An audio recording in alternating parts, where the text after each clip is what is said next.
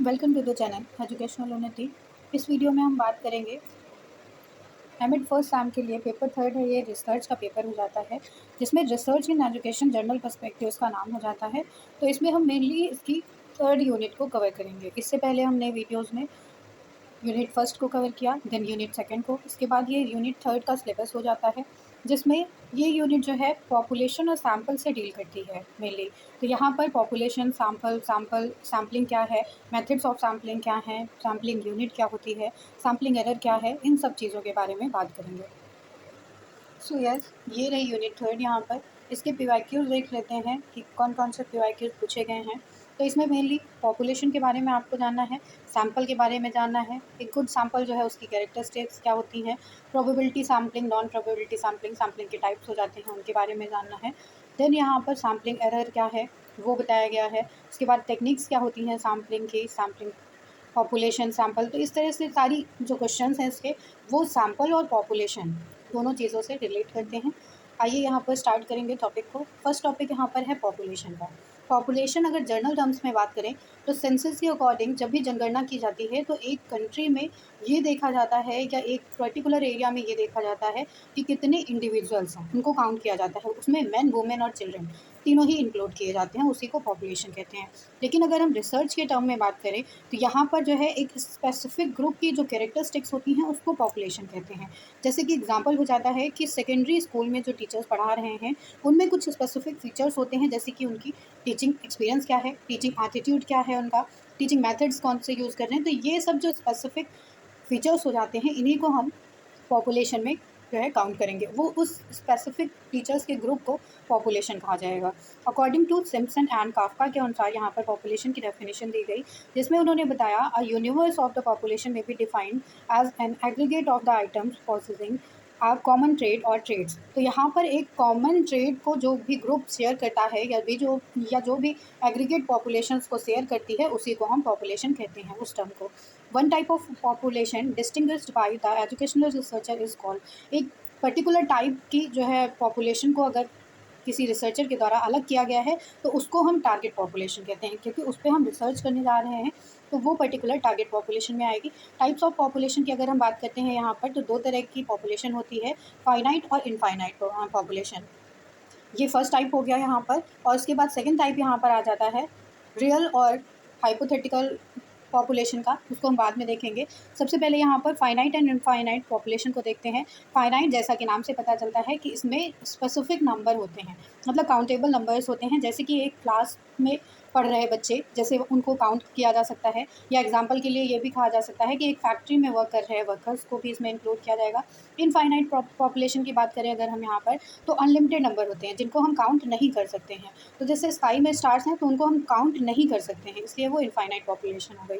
Real and hypothetical population की अगर हम बात करते हैं, रियल पॉपुलेशन वो होती है जो रियली एग्जिस्ट करती है, मतलब जिसकी कोई वास्तविकता है, जिसकी कोई जो है एग्जिस्टेंस है, उसको रियल पॉपुलेशन में इंक्लूड करेंगे। जैसे कि एक कॉलेज में जो स्टूडेंट्स स्टडी करते हैं उनको रियल पॉपुलेशन कहते हैं। हाइपोथेटिकल पॉपुलेशन वो हो जाती है जो हमारे इमेजिनरी आइटम्स होते हैं, इमेजिनरी थॉट्स होते हैं, उनको जो है हाइपोथेटिकल पॉपुलेशन कहते हैं। जैसे कि यहाँ पर एग्जांपल दिया गया, throw in infinite number of times, मतलब किसी को इनफाइनाइट नंबर के जो है नंबर्स में हमने फेंक दिया, तो ये हमारी इमेजिनरी थॉट है, ये एक इमेजिनरी स्टेटमेंट है, इसको रियल में नहीं किया जा सकता। सैम्पल, सैम्पल क्या होता है अब देखेंगे यहाँ पर। मीनिंग एंड डेफिनेशंस की सबसे पहले बताई गई है। सैम्पल का मतलब हो जाता है कि एक स्मॉल प्रोपोर्शन होता है, ये एक छोटा सा भाग हो जाता है पॉपुलेशन का जिसको हम सेलेक्ट करते हैं ऑब्जर्वेशन और एनालिसिस के काम के लिए। तो सैम्पल हमारा वो पार्ट है यहाँ पर जिसको, जैसे कि हमारी डिफाइंड पॉपुलेशन ये हो गई, एक सेकेंड, यहाँ पे अगर ये डिफाइंड पॉपुलेशन है हमारी और उसमें से हमने ये पार्ट उठा लिया है तो ये स्पेसिफिक पार्ट जो हम स्टडी करने वाले हैं उसी को हम सैम्पल कहते हैं। तो इस तरह से जो है सैम्पल को जो है डिफ़ाइन किया जा सकता है according to Good and Hatt. इन्होंने जो है डिफ़ाइन किया है सैम्पल को, जिसमें बताया है a sample as the name implies, जैसा कि इसका नेम भी सजेस्ट करता है कि ये एक स्मॉल रिप्रेजेंटेशन होता है लार्ज होल का, मतलब कि एक लार्ज पॉपुलेशन में से जिस पॉपुलेशन को हम स्टडी करने वाले हैं, जिस पर्टिकुलर पॉपुलेशन को हम स्टडी करने वाले हैं उसी को सैम्पल कहते हैं। क्या एसेंशियल्स होते हैं एक आइडियल सैम्पल के, वो यहाँ पर देख लेते हैं। तो उसमें होमोजेनिटी होनी चाहिए, मतलब कि उसमें एक रूपता होनी चाहिए।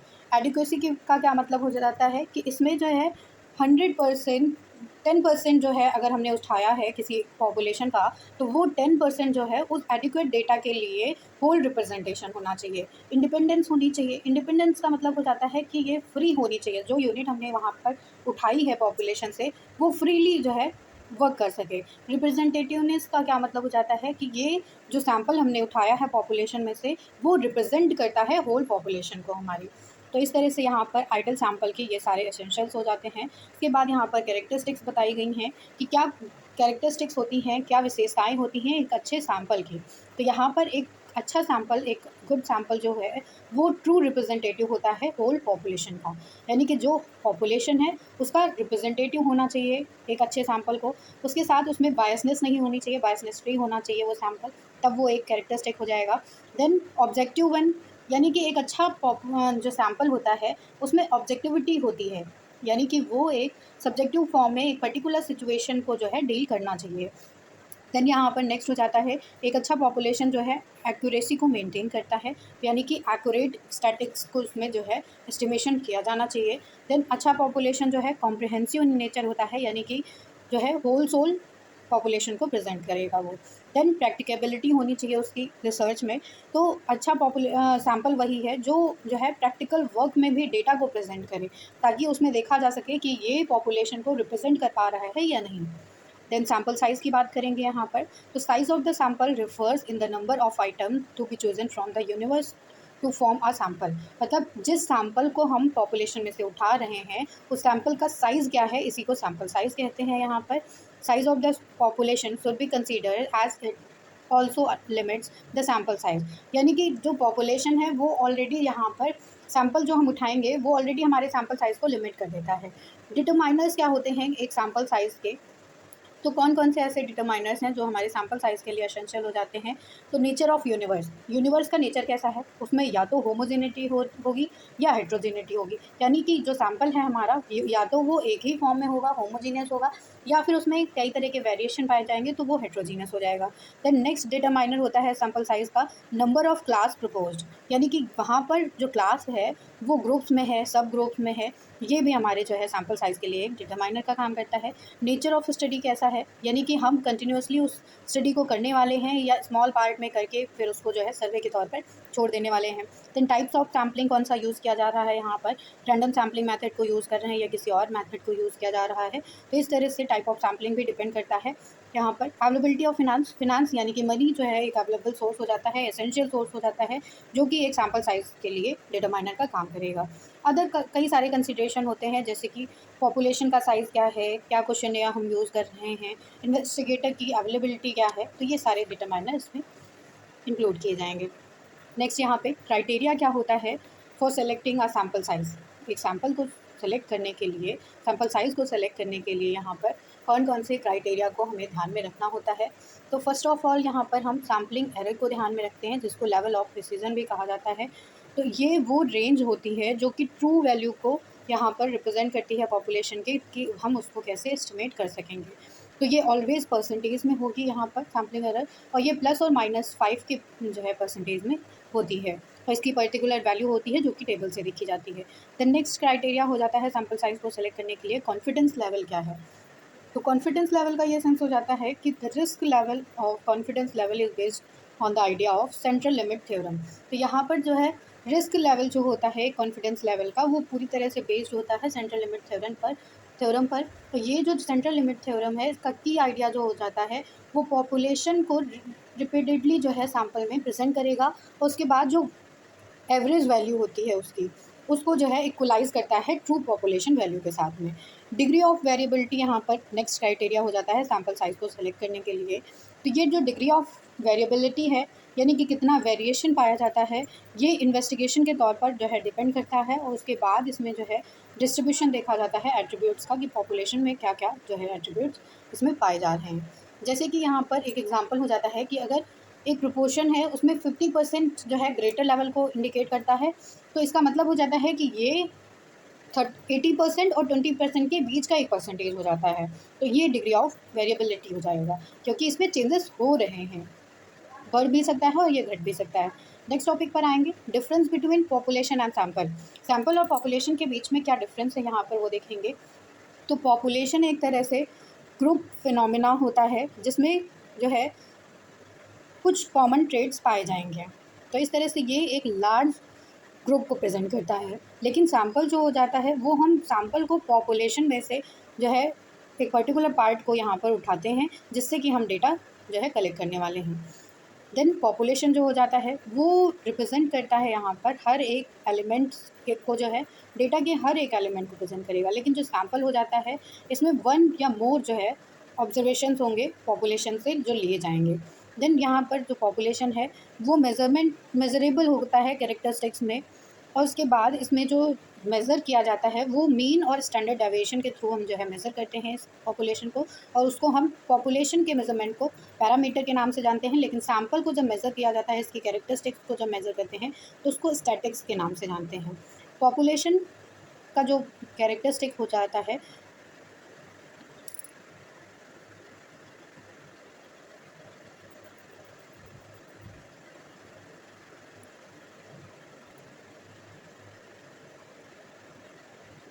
इस तरह से पैरामीटर पॉपुलेशन की कैरेक्टरिस्टिक्स को दिखाएगा, स्टैटिक सैम्पल के कैरेक्टरिस्टिक्स को दिखाता है। देन यहाँ पर सैम्पल फ्रेम के बारे में बात करेंगे। तो सैम्पलिंग फ्रेम क्या होता है? Sampling frame is the source material or device from which a sample is drawn. तो एक जब पर्टिकुलर एरिया से पॉपुलेशन के पर्टिकुलर एरिया से हम सैम्पल को उठाते हैं तो ये जो सैम्पल का फ्रेम होगा, सैम्पल का साइज़ होगा, उसी को हम सैम्पलिंग फ्रेम के नाम से जानते हैं। तो इस तरह से ये बताया गया। सैम्पलिंग फ्रेम डिफाइन करता है सेट ऑफ एलिमेंट्स को जो कि रिसर्चर के द्वारा यहाँ पर सेलेक्ट किए जाते हैं एक टारगेट पॉपुलेशन के लिए।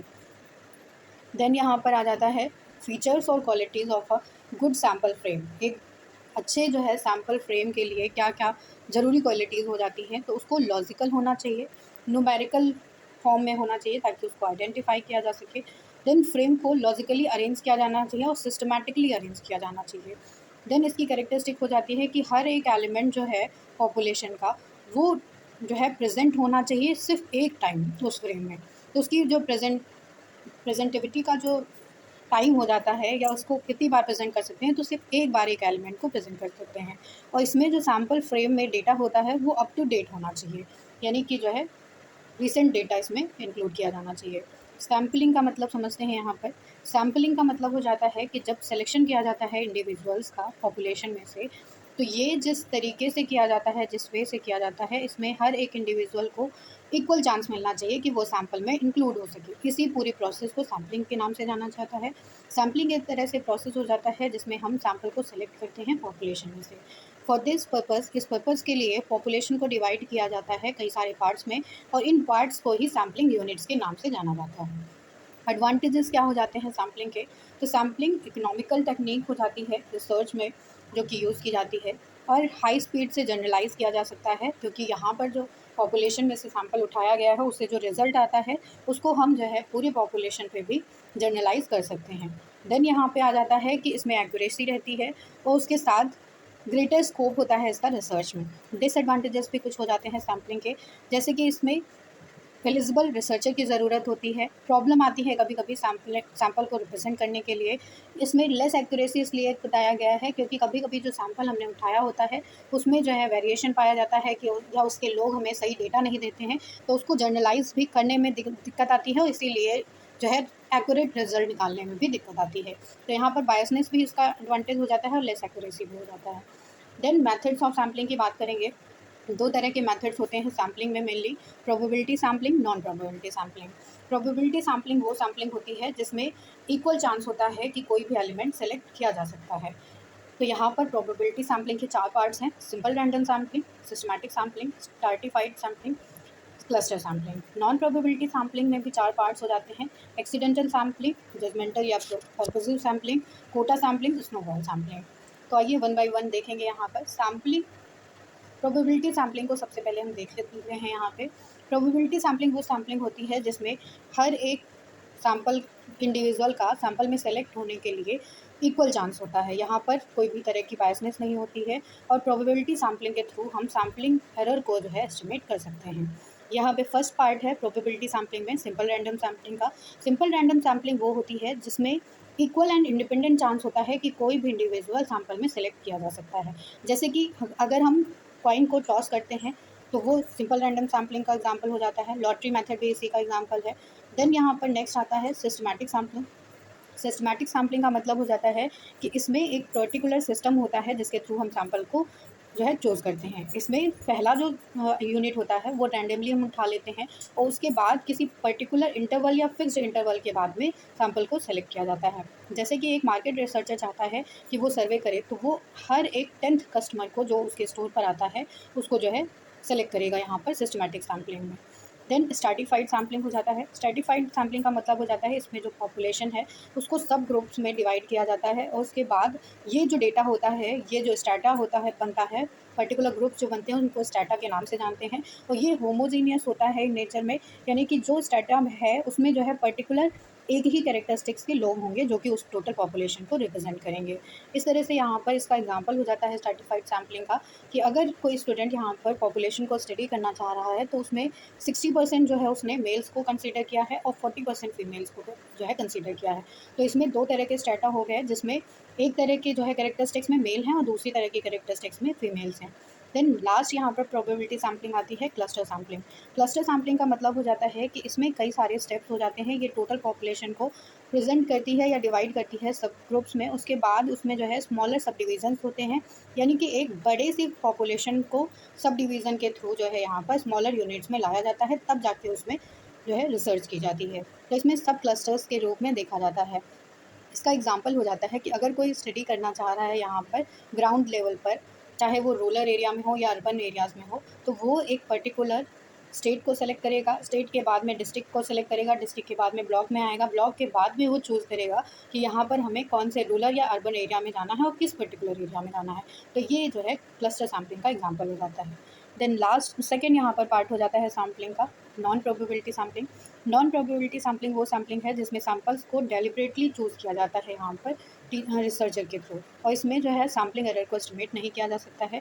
इसके अगर हम पार्ट्स को देखें तो यहाँ पर 4 तरह के पार्ट्स हैं। Accidental sampling. एक्सीडेंटल सैम्पलिंग वो हो जाती है जिसमें फ्रिक्वेंटली डेटा अवेलेबल होता है, उसी को सैम्पल में सेलेक्ट कर लिया जाता है। जैसे कि यहाँ पर क्लास में जो स्टूडेंट्स हैं वो ईजिली अवेलेबल हो जाते हैं फ्रिक्वेंटली यहाँ पर, तो उनको रिसर्चर चूज़ कर लेता है। देन सेकेंड यहाँ पर हो जाता है जजमेंट या पर्पसिव सैम्पलिंग। जैसा कि ये नाम से ही सजेस्ट करता है कि पर्पसिव सैम्पलिंग जो है एक पर्टिकुलर पर्पस के लिए की जाती है यहाँ पर, तो प्री डिफाइंड पर्पस होगा जिसके लिए यहाँ पर रिसर्चर काम करता है। जैसे कि इसका एग्जांपल है यहाँ पे कि एक ड्रग का जब हम इफेक्ट देखते हैं प्रेग्नेंट वुमेन पे, तो यहाँ पर जो है वो एक पर्टिकुलर पर्पस के लिए किया जाता है, तो इसलिए ये पर्पसिव सैम्पलिंग में आ जाएगा। नेक्स्ट यहाँ पर कोटा सैम्पलिंग है। कोटा सैम्पलिंग का मतलब हो जाता है कि पर्टिकुलर स्टाटा जैसे हम स्ट्रैटिफाइड में बनाए थे, वैसे ही यहाँ पर सिंपली जो है कोटाज होंगे यहाँ पर डिफरेंट स्टाटाज के, और ये जो है कन्वीनियंट के हिसाब से यूज़ किए जाते हैं या चूज़ किए जाते हैं यहाँ पर। और ये जो मेथड हो जाता है वो यहाँ पर लेस एक्सपेंसिव मेथड हो जाता है सैम्पलिंग का। जैसे कि इसमें किसी पर्टिकुलर एज के स्टूडेंट को सेलेक्ट करना या जेंडर को हमने सेलेक्ट कर लिया, तो वो कोटा सैम्पलिंग में आएगा। लास्ट यहाँ पर स्नोबॉल सैम्पलिंग हो जाता है। इसको चेन रेफरल मेथड भी कहते हैं सैम्पलिंग का, क्योंकि यहाँ पर जो करेंटली इन्वॉल्व रिसर्च पार्टिसिपेंट होंगे वो यहाँ पर नेक्स्ट रिसर्च के लिए हमें जो है डेटा देते हैं या आगे जो है फर्दर लोगों को कनेक्ट करते हैं, इसलिए इसको चेन मेथड भी कहा जाता है। अगर हम जो है कोई रिसर्चर है वो पर्टिकुलर रेयर डिसीज़ पर स्टडी करना चाह रहा है, तो उसके लिए जो रेयर डिसीज़ वाले जो पेशेंट होते हैं वो हमें हेल्प करते हैं कि हम और जो पेशेंट हैं उनसे कनेक्ट हो सकें उसके थ्रू। नेक्स्ट यहाँ पर डिफरेंस बताया गया है probability sampling and non probability sampling के बीच में। तो प्रोबेबिलिटी सैम्पलिंग वो सैम्पलिंग हो जाती है जो कि टाइम कंज्यूमिंग है, यहाँ पर एक्सपेंसिव है और कॉम्प्लेक्स मेथड है ये। Non probability sampling straight forward है, इनएक्सपेंसिव हो जाती है और टाइम इफेक्टिव है यहाँ पे।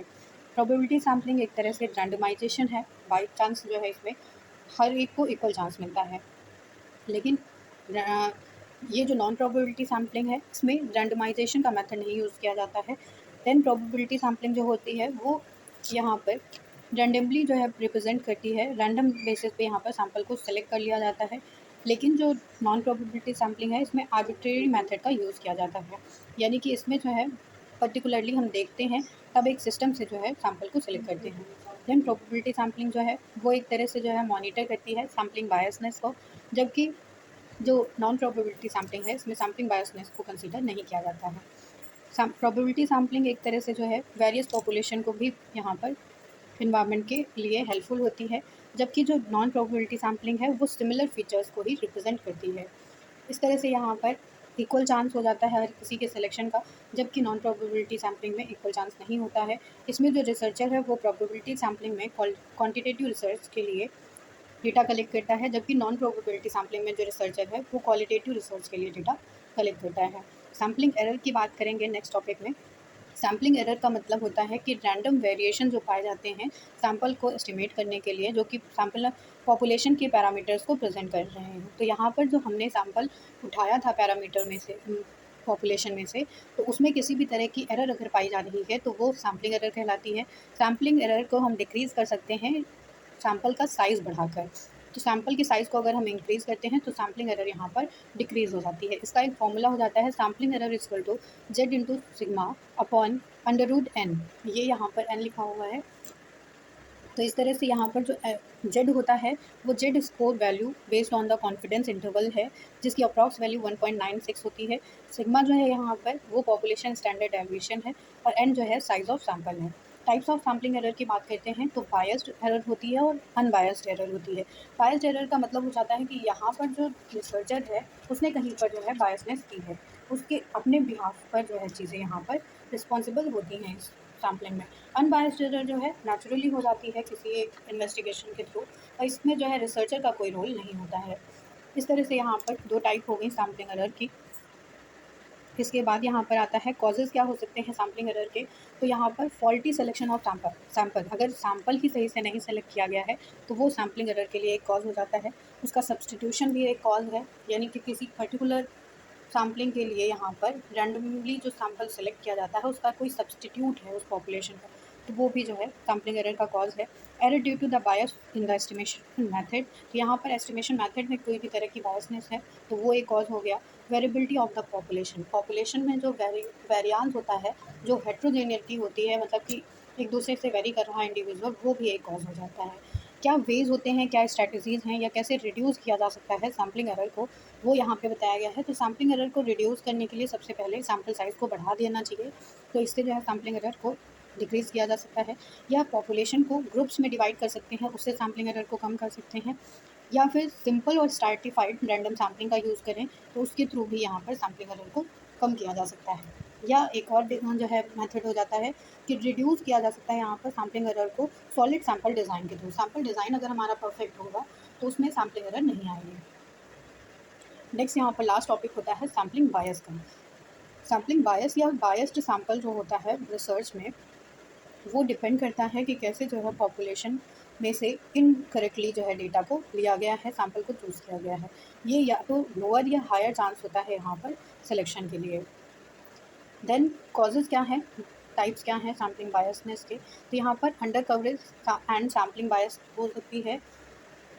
इसमें हो जाता है कि अंडर कवरेज अगर है तो ये बिगेस्ट कॉज हो जाता है सैम्पलिंग बायसनेस का, क्योंकि यहाँ पर रिसर्चर जो है उसकी फेल्योर होती है कि कैसे वो एक्यूरेटली उस सैम्पल को नहीं प्रेजेंट कर पा रहा है। देन सेकंड कॉज हो जाता है यहाँ पर वॉलंटरी रिस्पॉन्स बायस का। वॉलंटरी रिस्पॉन्स बायस जो हो जाता है, इसमें बताया गया कि सेल्फ सिलेक्शन बायसनेस यहाँ पर रिस्पॉन्ड की जाती है एक रिसर्चर के थ्रू, जिसके थ्रू यहाँ पर बायसनेस आ जाती है। नॉन रिस्पॉन्स बायसनेस भी हो सकती है कि यहाँ पर जो डेटा लिया गया है, जो रिस्पोंडेंट हैं उन्होंने सही से रिस्पॉन्स ही नहीं किया है, उन्होंने क्वेश्चंस को ऐसे ही ड्रॉप आउट कर दिया है, तो वो यहाँ पर बायसनेस हो जाती है। देन यहाँ पर ऑब्जर्वर की भी बायसनेस हो सकती है कि रिसर्चर जो है उसने सही से वर्क नहीं किया है रिसर्च में, तो वो यहाँ पर बायसनेस का काम करता है। देन नेक्स्ट आ जाता है कि कौन से वेज हैं जिसके थ्रू अवॉइड किया जा सकता है सैम्पलिंग बायसनेस को। तो जो डिफाइंड टारगेट पॉपुलेशन है, उसको टारगेट पॉपुलेशन को डिफाइन किया जाए, सैम्पलिंग फ्रेम को डिफाइन किया जाए, ऑनलाइन सर्वेज कराए जाएँ, शॉर्ट और जो है एक्सेसिबल जो है सर्वेज होने चाहिए, फॉलोअप किया जाए नॉन रिस्पॉन्डर्स का, अवॉइड किया जाए कन्वीनियंट सैम्पलिंग को। तो इसके थ्रू जो है सैम्पलिंग बायसनेस को हटाया जा सकता है। Thank you everyone. ये यूनिट हमारी यहीं पर कंप्लीट होती है।